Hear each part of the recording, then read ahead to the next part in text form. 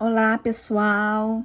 Eu sou a Luciana, que tem um perfil literário cristão chamado Devocional Buscafé e vim aqui falar com vocês a respeito do livro do autor Esdras Savioli, Depois do Fim. Qual será o nosso destino? Um livro da editora Vida, que tem 88 páginas, então é um livro que não é muito extenso. Um livro de páginas amarelados. Ele tem aqui a orelha que a gente pode utilizar para poder marcar. Eu gosto muito de livro com a orelha. E principalmente de páginas amarelado por conta do conforto, né, visual que dá pra gente, cansa muito menos a nossa leitura. Mas falando propriamente dito do livro, do conteúdo do livro, gostaria de dizer que o livro, ele tá muito enxuto. E o que quer dizer com isso? Ele é objetivo, ele vai direto ao ponto. Ele tá dividido em 6 capítulos, na verdade. A origem do mal, quem é o diabo, o inferno existe, o plano de salvação e é possível perder a salvação? Como será a eternidade? E aí vem uma conclusão. Falando um pouquinho a respeito do prefácio, né, que ele é feito por Egnaldo Hélio de Souza, ele vai dizer exatamente o que a gente já sabe que Esdras Savioli prioriza. É que tudo que seja dito ou escrito ou falado seja comprovado por meio da Bíblia. Não é à toa que o perfil literário dele no YouTube, aqui no YouTube, se chama Vai na Bíblia. E também tem o perfil lá no Instagram com o mesmo nome, né? A introdução vai falar um pouco até do encontro com Deus, né? Como que ele se converteu, e foi justamente a respeito da Bíblia que o motivou a seguir esse caminho, né? Porque ele vai contando aqui que ele ouviu alguém dizer que a Bíblia não mentia, e em poucos minutos, né, quando ele andou, ele viu um adesivo no carro falando: a Bíblia não mente. Então isso é muito emocionante e torna assim pra gente assim um aprendizado, né, da certeza que a Bíblia ela não precisa nem de defensores, ela por si só ela já se defende, né? Sobre a origem do mal, que é o capítulo 1, eu fiz alguns resumos, tá um pouquinho bagunçado aqui, né? Deixa eu achar aqui o capítulo 1. O capítulo 1 tava de trás para frente. Ele vai falar da origem do mal. E ele vai dizer que o que surge primeiro é o bem. E quando o bem, ele é corrompido, né? Quando há o afastamento do homem do bem, que Deus é bom, surge então o mal. Então o mal, ele tem uma base, e a base é o bem, ou seja, tudo aquilo que difere do bem é mal. E ele fala justamente a respeito do rompimento de Adão e Eva com Deus ali tava no paraíso, e por meio da serpente houve a tentação e eles quiseram ser como Deus, né? Porque abriria os olhos. Então, note que o mesmo pecado que o anjo, né, o diabo, ele caiu, que era um anjo que tinha um brilho, a luz, que ele foi ali expulso do céu, foi porque ele quis ser como Deus. Então, Adão e Eva também tiveram a vontade de ter o conhecimento que Deus tinha, ou seja, eles pensaram em viver autônomo, independente de Deus. E aí, com esse afastamento, entra o pecado. E quando entra o pecado, surge o mal. Então, é bem interessante que ele coloca exatamente isso. E ele vai referenciando quais são as passagens. E eu acho que isso é o grande legal do livro do Esdras, porque tem todas as referências bíblicas dos versículos. E, além disso, tem umas notas aqui na lateral que complementam o nosso estudo. No capítulo 2, que é um dos mais extensos, ele vai falar de quem é o diabo. E ele fala, às vezes a gente pinta uma imagem que não existe. Um diabo de chifres, né? Um diabo feio, mas a gente não pode esquecer que ele é um ser espiritual, pessoal, extremamente poderoso, maligno, inimigo de Deus, homicida, pai da mentira, Satanás, adversário, opositor, príncipe dos demônios.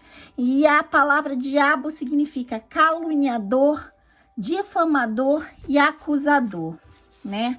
E ele foi criado por Deus como um modelo de sabedoria, de beleza, era um querubim, anjo guardião, né? Os querubins são anjo guardião. E como eu já falei, e o livro traz bem claramente isso, ele quis ser como Deus, ele se orgulhou do que ele era, da beleza, das qualidades, e ele desejou ser maior que os outros anjos e maior que Deus. E aí, quando ocorreu a queda dele, que ele foi expulso do céu, da presença do Senhor, note que há a separação, né? O afastamento. Toda vez que a gente se afasta de Deus, nós estamos deixando que o mal, né, ele entre de certa forma, porque se Deus é bom e eu me afasto do bom, do bem, do bom, eu estou dando lugar para que o mal ocupe o lugar do bom, né? Então aqui vai falando, após sua queda, ele se torna então o adversário de Deus, e junto com ele veio 1/3 dos anjos, que nós sabemos que são os demônios, que são aqueles que estão acompanhando todos os lugares. Muitas vezes a gente tem a sensação de que o diabo é onipresente, que ele conhece tudo, mas ele não conhece, ele tem os seus ajudantes, que são os demônios, e eles ficam a nos observar, tá certo? Ele dá até curiosidade aqui, né? Você sabia que se chamar o diabo de Lúcifer é errado? Porque a palavra hebraica original seria Eiléu, aquele que brilha, que foi traduzido para o latim de Lúciferos, portador de luz, e não seria essa. Então, nós falarmos Lúcifer, nós estamos atribuindo que ele é um anjo de luz, algo que ele não é mais. Ele era um anjo que brilhava. E ele hoje não tem mais esse brilho, né? E o diabo mora no inferno? Claro que não. O destino do diabo tá claro, ele está na terra, ele circula na atmosfera terrestre. Amém? Aqui também já tem mais uns resumos, esses resumos meus estão no meu Telegram, né? Quem quiser pode pegar o link aqui na descrição do vídeo, tem o link do meu Instagram também, ok? E uma coisa que também está nesse tópico do diabo é sobre a Bíblia. A Bíblia é a revelação de Deus.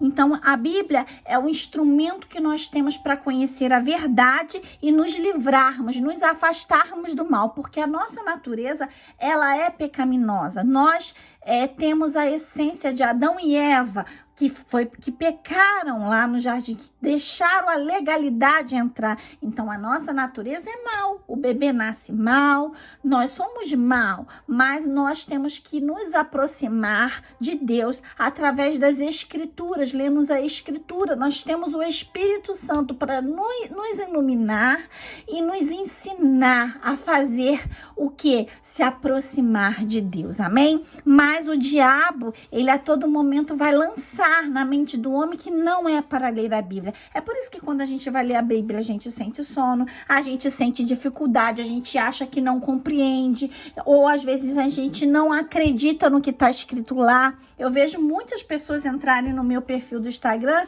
e colocar várias coisas que não acredita, que Deus já não pensa mais assim, que aquilo foi para aquela época. Então, há essa dificuldade de entendimento e muito mais ainda de agir, de colocar o que está na Bíblia em ação. Então, o adversário da nossa alma, o diabo, ele já perdeu, porque ele não tem mais como recorrer e mudar a condição dele de anjo caído, que vai ficar na eternidade sofrendo, né, as consequências de tudo que ele fez. Mas nós temos a revelação, que é a Bíblia, que pode nos fazer, e ela tem essa missão de nos trazer para uma eternidade junto ao nosso Pai Celestial, amém? No capítulo 3 diz assim, o inferno existe Então, no Antigo Testamento, nós não vamos ver a palavra exata de inferno. Vai existir morte, local dos mortos, sepultura, né? Seol, Hades, que é o mundo dos mortos. Mas no Novo Testamento, o próprio Jesus se referiu a um lugar que seria o inferno, que é a Gena, que é o lago de fogo, aonde vai haver o sofrimento eterno. Então, para nós cristãos que acreditamos na Bíblia, há o inferno. O inferno existe, mas existe um plano de salvação. E é isso que o capítulo 4 desse livro, ele vai tratar. Qual é o plano de salvação? O plano de salvação que nós temos foi o quê? Deus nos enviou o seu Filho amado para que morresse em nosso lugar, para a remissão dos nossos pecados. Então, assim, Jesus Cristo é a nossa salvação, é o plano perfeito. E o autor vai trazer isso nesse capítulo e vai dizer, é preciso praticar o bem, pois há consequências para quem pratica o mal, né? Muitas pessoas falam assim, Jesus veio e ele já nos salvou por meio da sua graça, né? Que é uma graça que nós não merecíamos, mas nós recebemos exatamente isso. Essa é o real. Jesus nos salvou. Só que por que a gente lê o Antigo Testamento? Que tem coisas antigas, ou mesmo a gente vê várias coisas que foram ditadas ali que nós já nem praticamos mais. Ok, mas existem muitos exemplos ali que são para testemunhar qual caminho devemos seguir. Né? Que há caminhos que podem parecer bons aos nossos olhos, mas nos levam à morte. Então, por mais que nós sejamos salvos pela graça de Jesus Cristo, há consequência para o mal que a gente pratica. E isso ninguém pode fugir. Amém? Então, depois da queda, o homem morreu espiritualmente e recebeu a morte física. Não havia nada a ser feito para mudar isto. O homem nasce mal, pecadores e carentes de redenção. Mas Jesus Cristo, ele veio para nos salvar. E aqui eu fiz um resumo falando, o pecado cometido no Éden por Adão e Eva trouxe como consequência a morte espiritual e a física. E aí isso foi uma herança que nós, toda a humanidade, recebemos. Mas por meio de Jesus, que venceu a morte para redimir os homens, se nós crermos nele, ele redime os nossos pecados. Amém? No capítulo 5, o autor vai nos trazer, é possível perder a salvação? Será que é possível perder a salvação? E ele vai nos trazer aqui uma tese baseando-se de que ninguém perde aquilo que nunca teve. Amém? O que ele quer dizer? A salvação não é por obras, não é o que fazemos, mas por Cristo que nos sacrificou. Então, se nós verdadeiramente tivermos um encontro com Jesus e verdadeiramente nós aceitamos ele, nós tivemos transformação. Nós seremos transformados. Mas quando nós não temos esse verdadeiro encontro, não fomos impactados pelo encontro com Jesus, é bem provável que essa fé ainda não esteja madura e em algum momento vai haver tropeços. Então quer dizer que quando a gente chama de desviado, não é que ele se desviou, é porque simplesmente ele nunca esteve verdadeiramente convertido. Amém? Então o Esdras Savrioli vai trazendo esses detalhes, né? E ele diz o seguinte, será que eu perdi a salvação? Quando você peca, você fala, será que esse pecado me levou à salvação? E ele diz o seguinte, se você fizer esses passos aqui, ó, se perguntar, eu me arrependi do que eu fiz, eu já confessei o meu pecado, eu estou agora a partir de então buscando viver em santidade, eu tenho temor ao Senhor, eu perdoei o meu próximo, né? Eu estou buscando desenvolver cada vez mais os frutos do Espírito, então com certeza você não perdeu a salvação. E ele vai falar aqui até mesmo sobre o pecado, né, da blasfêmia. Ele fala aqui da apostasia e da blasfêmia. a apostasia. A apostasia nada mais é do que alguém abandonar a fé. Alguns defenderão, inclusive, com bases bíblicas, a ideia de que se a pessoa apostatou da fé é porque, na verdade, jamais foi convertida. Mas ele diz que independente do que a gente acredita, se é uma visão arminiana ou calvinista, a verdade é que aquele a quem muito dado, muito lhe será exigido. Então, se Deus, ele nos dá muitas coisas para nos fazer, muitas responsabilidades, muitos dons. Então, meu irmão, com certeza, se você deixar a sua fé, abandonar a sua fé, com certeza Deus te cobrará a respeito disso. Amém? E aí ele vai falando aqui, ó, um dos sinais da apostasia é quando já não mais há arrependimento dos pecados. De início pode até haver uma certa tristeza ou remorso, porém sem nenhuma decisão de abandonar o pecado. Então ele vai nos dizer aqui que essa apostasia, ela acontece, por exemplo, a pessoa adulterou uma vez, vamos supor, né? Ela adulterou, mas ela se arrependeu, ela teve remorso, ela não tá fazendo mais aquilo. Então, ela não perdeu a salvação dela. Ela pecou, mas ela já se arrependeu. Mas quando a pessoa decide que ela vai ficar pecando e fazendo aquilo ali, obviamente ela tá indo contra a Bíblia, contra aquilo que está escrito aqui. Então, ela está se apartando da fé, ela está se distanciando daquilo que a Bíblia é o padrão que nós devemos buscar. Então, é por isso que a gente tem que ficar ligado.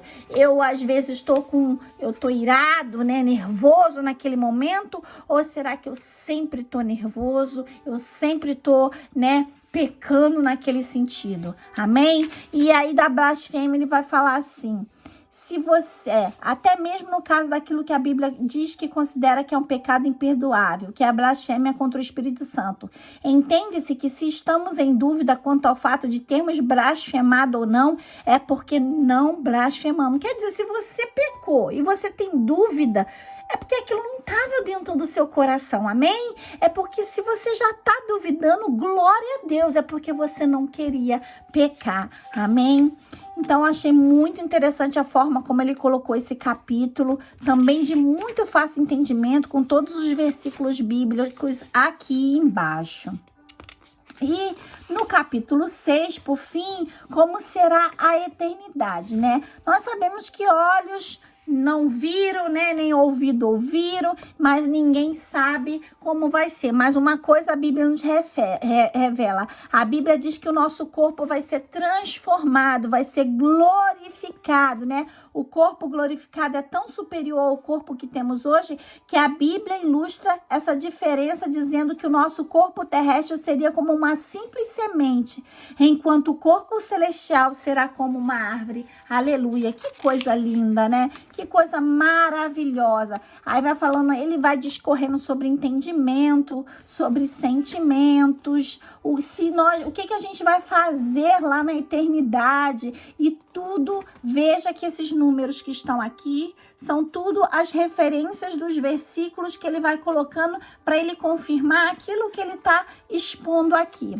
E aqui está o galardão, né? Então, nós não somos salvos pelas obras, mas as obras que nós fizermos aqui na terra em prol do reino, elas contarão como galardão. Isso quer dizer que vai ter pessoas que vão receber mais, outras que vão receber menos. Amém?